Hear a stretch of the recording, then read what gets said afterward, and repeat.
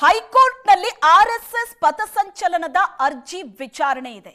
ಏನಾಗುತ್ತೆ ನಾಳೆ ಕೋರ್ಟ್ನಲ್ಲಿ? ಆರ್ಎಸ್ಎಸ್ಗೆ ಅವಕಾಶ ಕೊಟ್ರೆ ನೀವು ನ್ಯಾಯಾಧೀಶರಲ್ಲ, ಪಕ್ಷದ ಗುಲಾಮರು. ನಾಳೆ ಹೈಕೋರ್ಟ್ ವಿಚಾರಣೆಗೆ ಮುನ್ನ ಜ್ಞಾನಪ್ರಕಾಶ ಸ್ವಾಮೀಜಿ ವಿವಾದಾತ್ಮಕ ಹೇಳಿಕೆ ಕೊಟ್ಟಿದ್ದಾರೆ.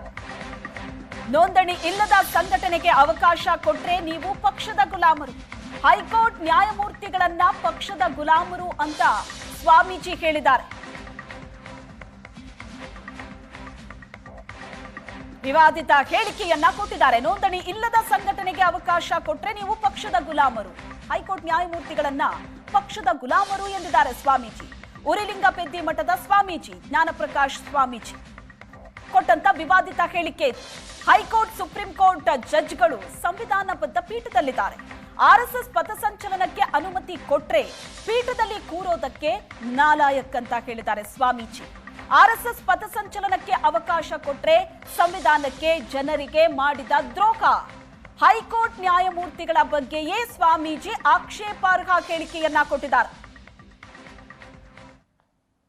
ಕೋರ್ಟ್ನ ನ್ಯಾಯಮೂರ್ತಿಗಳು ಕೇಳ್ಕೊಳ್ಳೋದಿಷ್ಟ, ಈ ವೇದಿಕೆಯಿಂದ ಯಾವ ಕಾರಣಕ್ಕೂ ನೀವು ನೋಂದಣಿ ಇಲ್ಲದೆ ಇರತಕ್ಕಂತ ಸಂಘಕ್ಕೇನಾದ್ರೂ ನೀವು ಅವಕಾಶ ಕೊಟ್ಟಿದ್ದೆ ಆದ್ರೆ ನೀವು ನ್ಯಾಯಾಧೀಶರಲ್ಲ, ಪಕ್ಷದ ಗುಲಾಮರು ನೀವು ಅಂತಕ್ಕಂಥದ್ದನ್ನ ನಾನು ಇವತ್ತು ನಿಮ್ಗೆ ಹೇಳ್ಬೇಕಾಗುತ್ತೆ. ನ್ಯಾಯಾಧೀಶರಿಗೆ, ಹೈಕೋರ್ಟ್ ನ್ಯಾಯಾಧೀಶರಾಗ್ಲಿ, ಸುಪ್ರೀಂ ಕೋರ್ಟ್ ನ್ಯಾಯಾಧೀಶರಾಗ್ಲಿ, ನೀವು ಸಂವಿಧಾನಬದ್ಧವಾಗಿರ್ತಕ್ಕಂಥ ಸಂವಿಧಾನದ ಪೀಠದ ಮೇಲೆ ಕೂತಿರೋರು. ನೀವು ಯಾವುದೇ ಒಂದು ಸಂಘ ಪರ್ಮಿಷನ್ ಹಾಕಿದ್ರೆ ನಿಮ್ದು ರಿಜಿಸ್ಟ್ರೇಷನ್ ಆಗಿದ್ಯಾ, ನಿಮ್ದು ಸಂಘ ಸಂಸ್ಥೆ ಆಕ್ಟ್ ಅಡಿಯಲ್ಲಿ ಕೆಲಸ ಮಾಡ್ತಿದ್ಯಾ ಅಂತ ಕೇಳಬೇಕೆ ಹೊರತು ನೀವು ಏಕಾಏಕಿ ನೀವು ಪರ್ಮಿಷನ್ ಕೊಟ್ರಿ ಅಂದ್ರೆ ಈ ದೇಶದ ಸಂವಿಧಾನದ ಪೀಠದಲ್ಲಿ ಕೂತ್ಕೊಳ್ಳಿಕ್ಕೆ ನೀವು ಅನ್ಲಾಯಕ್ ಆಗ್ತೀರಿ. ನೀವು ನ್ಯಾಯಾಧೀಶರು, ನೀವು ನಾಳೆ 24ನೇ ತಾರೀಕು ಲಾಸ್ಟ್ ಗಡುವು ಇದೆ ಹೈಕೋರ್ಟ್ ನಲ್ಲಿ.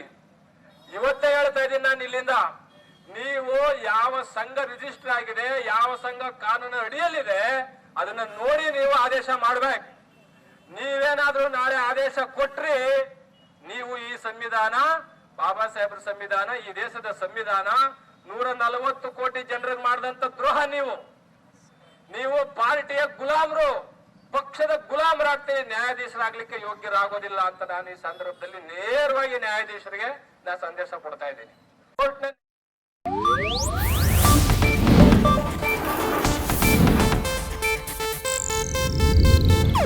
ಇದು ಏಷ್ಯಾನೆಟ್ ನ್ಯೂಸ್ ನೆಟ್ವರ್ಕ್ ಪ್ರಸ್ತುತಿ.